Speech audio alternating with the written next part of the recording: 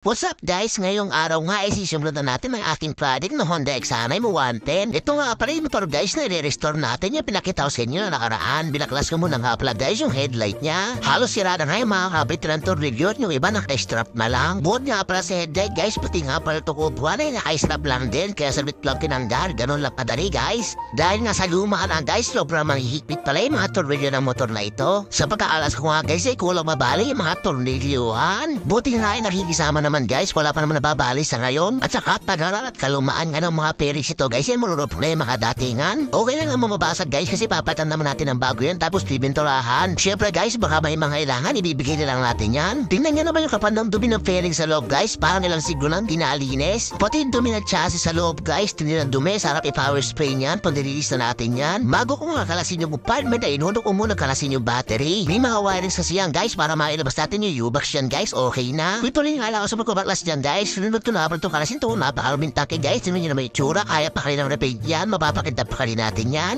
Sapat na nga yan kasi yung mga bootrest naman yung kinakalas ko, para mas madali din natin matanggal yung tambutso, ng barakid guys, huhugutin na nga lang. Pagkakalas nga na bootrest kasi ito naman tambutso guys, nakakita yun, nahulog agad. Diba guys, napakaisbut ng kalasan, hindi na ako ganong pinapahirapan. Pagkatapos nga tambutso guys, ikinalas na nga rin ito, pinaka-kickstarter niya. Pero mamaya guys, ibabalik din natin yun, kasi pag hinugot natin yung makina, sapat na nga na yan, kinalas ko na itong lumang stopper na basag. Siyempre guys, stopper na natin ang bago yan. Tapos kinalas ko na nga rin tong gulong sa likod guys. Nag-iisipan ko guys, kung i-reset ko ba yung motor na to, ito pa rin yung mas nalalagay ko, i-repaint ko na lang. Bahala na guys kung ano yung mangyayari. Tignan nyo naman yung cover ng sprocket guys, napakadumi. Nag-ready na nga pala ako ng isang case sa radio sa isang case para pang salo ng makina kasi guys, huhugutin na natin yan. Ito nga kaiba na isa rin sa wheel blies, meron siyang gate ng tornilyo pati sa black. Kailangan tanggalin yun para mahugot yung makina sa chassis. Yun guys, okay na nahugot yung makina. Dito naman tayo sa ibang mga piyesa. Pinahirapan niya ako na isang tornilyo na to kaya pinugan ko na ng WD-40. Kung guys sa tanggal agad, di naman siya pwede. Lahat nga guys ay kakasit natin dyan. Wala tayo titiray, chassis lang talaga. Di ba pwede hindi kasi like yan guys. Natin nyo naman yung tsura kung gano'n nakadumi. Bukas sa pag-release pangalan ng chassis at magnet, mga ibang parts ay mapapasubo na tayo dito. Tulad nga ng mga ginagawa ko guys, yung mga parts na pwede pa at matitinupay, yung pa rin ikakabit natin. Yung mga original parts pa rin. Pero yung mga parts na kailangan ng palitan at di na pwede, syempre, talagang papalitan na natin yan. Bilib lang talaga ako guys sa mga ganitong motor ng Tony Duman guys ay bumbu pa rin yung mga wirings niya. Konting kebot na nga na guys ay matatapos na makakarasa natin lahat. Di na nga ako pinahirapan dapat na manibela guys pagkaluwag ko ay nahuhugot naman agad. Dito naman tayo sa part ng harness wire niya kakarasin ko na yan guys. Ito yung sinasabi ko guys sa katagalan na ay bumbu pa rin siya. Halos wala pa nga ganong na-repair guys. At ito na nga guys, malapit na ako. Ito naman yung kakarasin ko guys yung gulong pangunahan. Ito nga pala yung pinakawali ko kinalas na gulong guys para syempre nakatayo pa yung motor di tayo mahirapan sa mga ibang kalasin. Siyempre kaklasin ko doon ito malahante niyang shock guys. Yun yung itsura nag-gogod na sa langis. Sisbert ata di na nalinis. Umahamit nga pala ako ng flat screw dyan guys. Siniksik ko para mas madali kong matanggal yung mga shock guys natin yun. Napaka-isbot na natatanggal agad. Diba guys, napapa-okay pa kahit pagod na. At sa wakas guys, natapos na tayo sa matitinding kalasin guys. Ngayong araw pa lang guys, dito pa lang naubos na yung oras natin. Tingnan nyo naman yung gamit guys. Napakarami. Maniniwala ba rin isang motor lang yan? Kaya di talaga biro guys sa magbaklas ng motor at tirin video ang maglipit ng itong karaming gamit. Yung tipong ganado ko sa pagbabaklas pero di mo alam kung saan ka magsisimula sa pagliligpit. O paano guys, magliligpit muna ako. Abangan nyo na nga update sa restoration project natin na ito. Salamat po sa this video. Ingat! Alright!